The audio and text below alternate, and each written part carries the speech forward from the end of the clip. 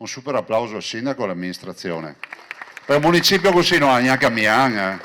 Inaugurazione con battuta del presidente del Veneto per il municipio rinnovato di Pederobba. Tanti i cittadini presenti alla cerimonia di questa mattina a Onigo, la presenza del presidente Zaia che, ringraziando le maestranze che hanno ristrutturato l'edificio, ha lanciato un messaggio alla vigilia della festa del lavoro. Buon primo maggio, un pensiero ai lavoratori e soprattutto alle lavoratrici.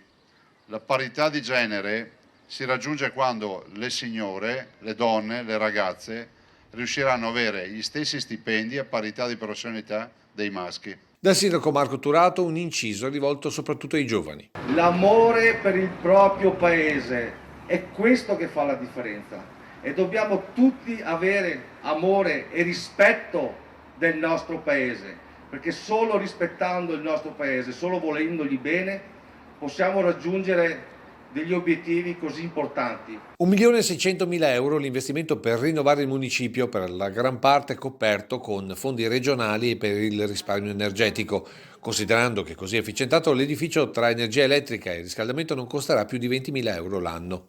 Lavori che hanno imposto spostamenti di uffici, ma anche la riscoperta dell'archivio, con gli atti comunali del Podestà che da oggi sono esposti al pubblico. Diverse le curiosità, tutte da scoprire tra i fogli che hanno più di 100 anni. Abbiamo aperte le porte della casa comunale a 360 gradi, tirando fuori dall'archivio registri del 1902, il primo registro del comune di Pederobba, per cui vedete anche voi attraverso queste immagini che la storia di Pederobba è stata scritta ed è stata scritta molto bene.